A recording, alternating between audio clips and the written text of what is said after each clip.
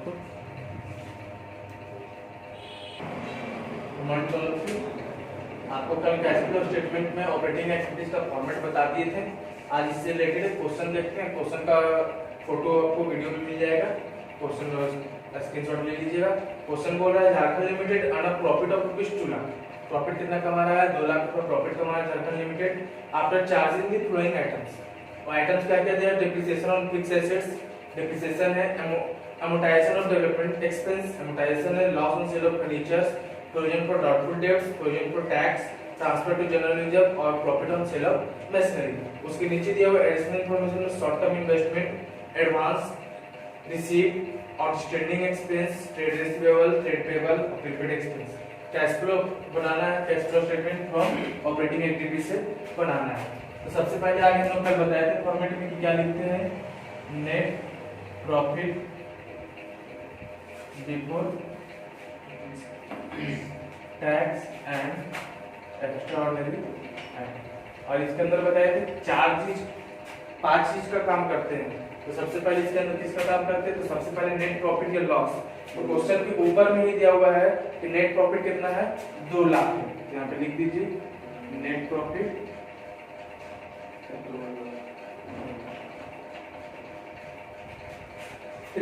4 चीज बताए थे कल क्या क्या खोजते हैं। तो ट्रांसफर टू जनरल रिजर्व, देखिए तो कहीं लिखा हुआ है, तो है लिखा हुआ transfer to general reserve, transfer to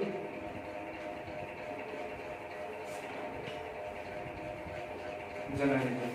फिर आपका बताए थे प्रोविजन फॉर टैक्स। तो प्रोविजन फॉर टैक्स भी दिया हुआ है, देखिए आपका प्रोविजन फॉर टैक्स दिया हुआ है,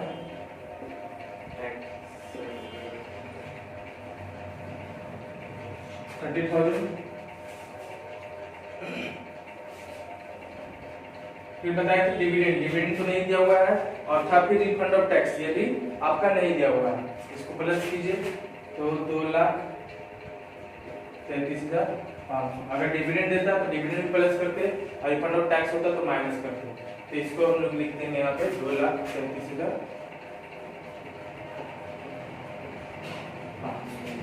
ठीक है, ये हो गया। अब उसके बाद बताए थे कि जितने भी ये सब उसमें दिखाना नहीं है वहाँ पे, मतलब अपने साइड में कैलकुलेशन करके वहाँ पे लिख देना है। आप बताए थे कि जितने भी तरह का आपको लॉस होता है सबको प्लस करते हैं, जितने भी तरह का प्रॉफिट होता है माइनस करते हैं। तो लॉस में आपको दिया है सबसे पहले डेप्रिसिएशन ऑन फिक्स्ड एसेट्स, तो plus depreciation on fixed assets कितना है? 3500। फिर amortization of development expense plus करेंगे,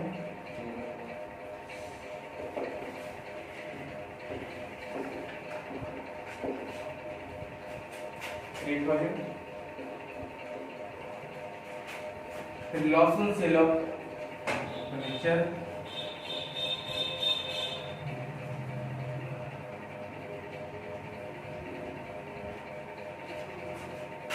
$250, provision for doubtful dates,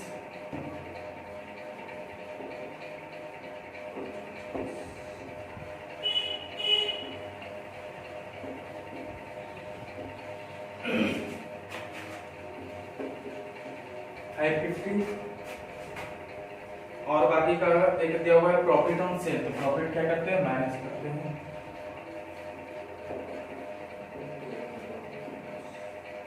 profit on sale of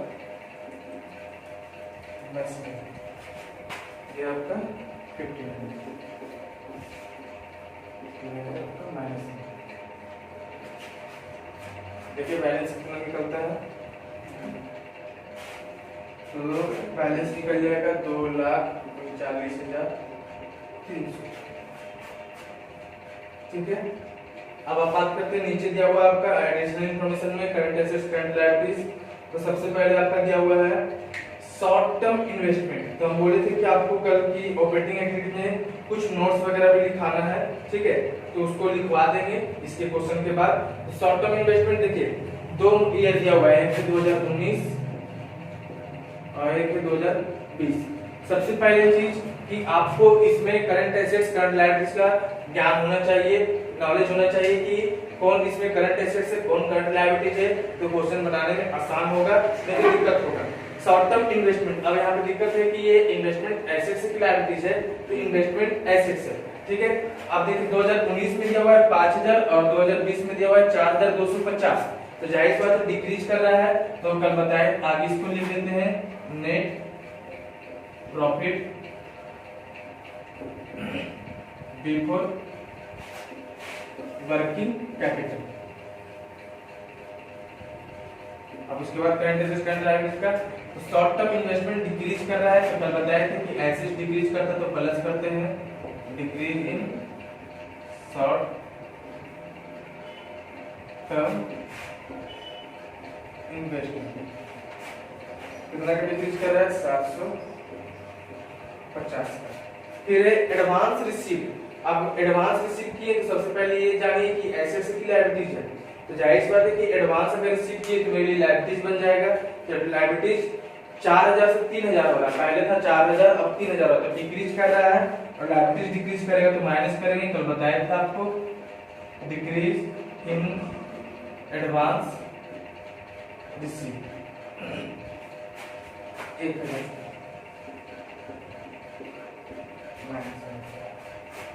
फिर आपका दिया हुआ है outstanding expense. Outstanding expense, outstanding मतलब बाकी खर्च, तो बाकी जो है वो भी मेरे लिए क्या है लायबिलिटीज है। अब लायबिलिटीज क्या हो रहा है 2500 से 2000 हो रहा है, डिक्रीज कर रहा है, तो फिर minus decrease in outstanding expense कितना का है 500। फिर दिया हुआ है ट्रेड रिसीवेबल, ट्रेड रिसीवेबल आपका 6000 से 7500 है, तो ट्रेड रिसीवेबल क्या है, तो ट्रेड रिसीवेबल एसेट्स है, और एसेट्स इंक्रीज करता है तो minus increase in trade receivable, TR मतलब ट्रेड रिसीवेबल्स कितना का इंक्रीज कर रहा है 1500 का।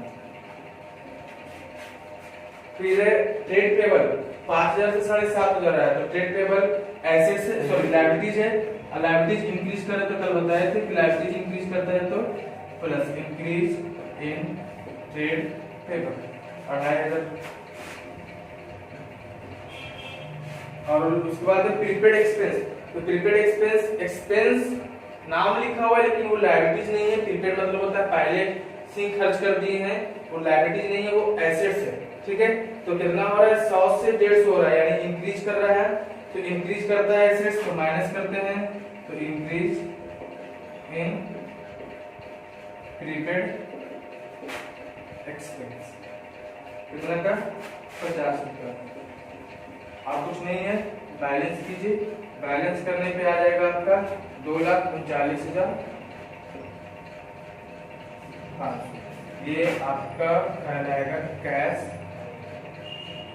फ्लो फ्रॉम ऑपरेटिंग एक्टिविटीज, ठीक है। इसको नोट डाउन कर लीजिए।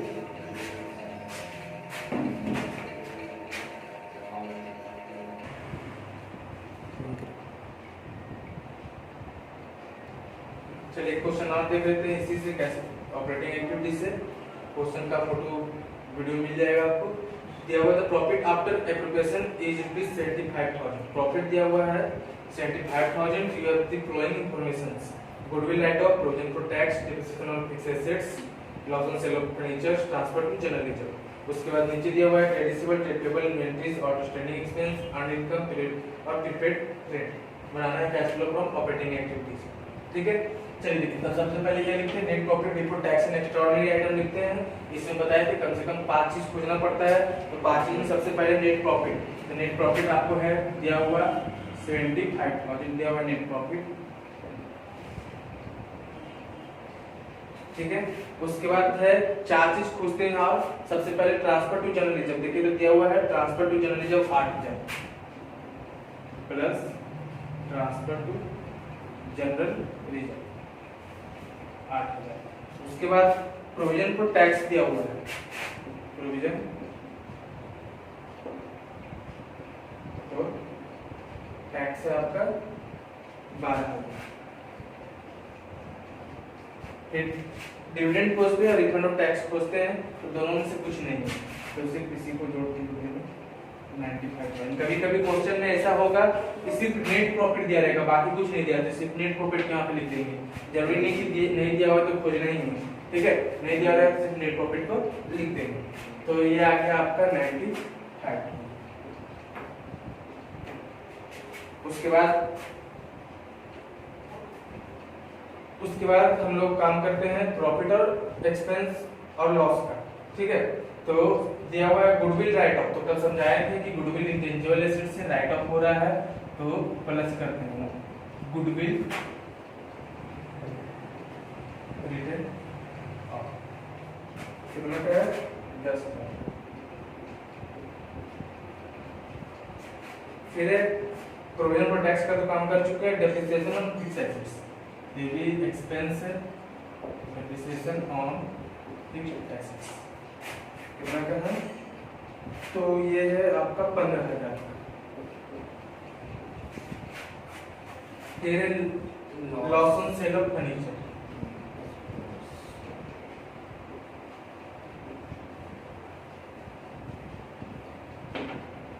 Loss on sale of furniture है 4,000। बैलेंस कीजिए, तो बैलेंस करने पे आपका आ जाएगा 1,24,000। उसके बाद आपका नीचे दिया हुआ है एडिशनल इन्फॉर्मेशन में जो दिया हुआ वो करंट एसेट्स और करंट लायबिलिटीज का दिया हुआ है। 2 ईयर है, करंट ईयर और प्रीवियस ईयर, तो प्रीवियस ईयर और करंट ईयर में कंपेयर करेंगे, यानी करंट ईयर का कंपेयर करेंगे प्रीवियस ईयर से। तो सबसे पहले ट्रेड रिसीवेबल्स, आगे इसको लिख लीजिए, क्या निकला, net profit before working capital.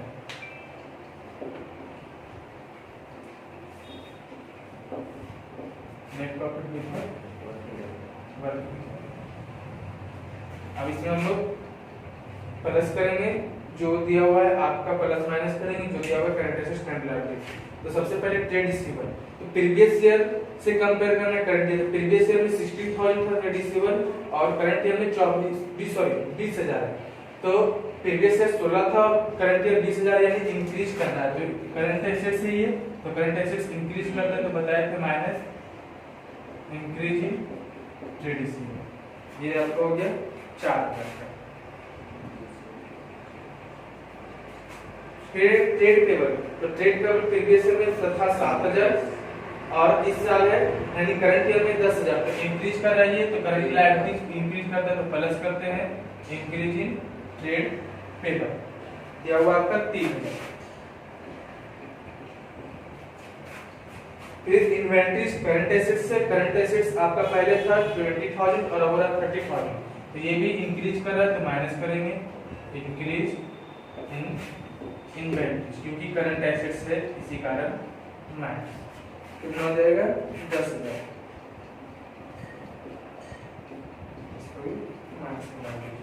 फिर आउटस्टैंडिंग एक्सपेंस करंट लायबिलिटीज है 7,000 से 6,000 हो रहा है, तो outstanding expense liabilities current liabilities decrease करते हैं, तो माइनस करते हैं, तो माइनस करेंगे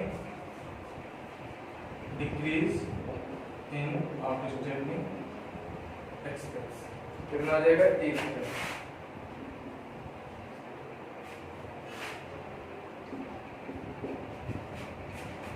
उसके बाद है अर्नड इनकम। अर्नड इनकम पहले था 4,000 अब रहा 3,000, तो अर्नड इनकम है क्या, तो अर्नड इनकम आपका एसेट से, ठीक है, क्या है आपका एसेट से, कहने का मतलब कि काम कर चुके हैं लेकिन पैसा नहीं मिला है, और करंट एसेट्स 4,000 से 3,000 हो रहा है, डिक्रीज हो रहा है, तो प्लस करेंगे, करंट एसेट डिक्रीज होता है तो plus, decrease in earn income. Earn income का मतलब ये है काम कर चुके हैं लेकिन अभी पैसा हमको नहीं मिला, ठीक है, 4 से 3 यानी 1,000। सिंपल सी बात है, अगर हम आपको पढ़ा रहे हैं, 1 महीने पढ़ा दिए, पैसा नहीं दिए, तो मेरे लिए क्या कहलाएगा, अर्न इनकम कहलाएगा। फिर प्रीपेड रेंट, जैसे प्रीपेड एक्सपेंस होता है तो उस तरह का प्रीपेड रेंट है, यानी रेंट पहले हम दे चुके हैं, घर में रहने से पहले रेंट दे देते हैं, जस्ट लाइक एडवांस, तो वो मेरे लिए एक्सपेंस है लेकिन पहले दे चुके हैं, तो 2,000 से 4,000 हो रहा है, तो इंक्रीज कर रहा है, तो एसेट्स है, तो इंक्रीज कर रहा है, तो minus increase in prepaid rate, कितना हो जाएगा 4,000 से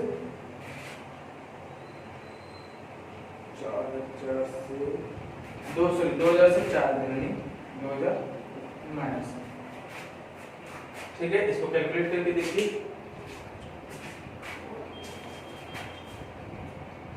इसका बैलेंस करेंगे तो आ जाएगा 1,11,000। अगर कभी कभी क्वेश्चन में आपको टैक्स दिया हुआ रहता है, टैक्स पेड, ठीक है। अगर टैक्स पेड मान लेते कि टैक्स पेड दिया रहेगा तो इसको लिखेंगे cash generated from operating activities. अगर टैक्स पेड दिया हुआ है तो, अगर टैक्स पेड उसमें इसमें माइनस करेंगे टैक्स पेड। अभी जिस क्वेश्चन में नहीं दिया हुआ है तो नहीं माइनस करेंगे, यही आ जाएगा आप लोग को 1,11,000 आएगा। प्लस में आया तो cash flow from operating activities, ये आपका आ गया। तो ऑलमोस्ट ऑपरेटिंग एक्टिविटीज क्लियर हो गया है। अभी आपको क्वेश्चन बता देंगे कौन सा बनाना है, इसको नोट डाउन कीजिए। चलिए, एक छोटा सा नोट है क्या कि ऑपरेटिंग एक्टिविटीज में कैश, बैंक और बैंक ओवरड्राफ्ट का काम नहीं करते, ठीक है। ये छोटा सा नोट है, ध्यान रखिएगा। और इम्पोर्टेंट नोट है, अगर आपके पास एसपी सिंह का बुक है तो क्वेश्चन नंबर 62, 16C, और अगर शिक्षा सागर का बुक है तो क्वेश्चन नंबर 16 to 31 बनाकर रखिए।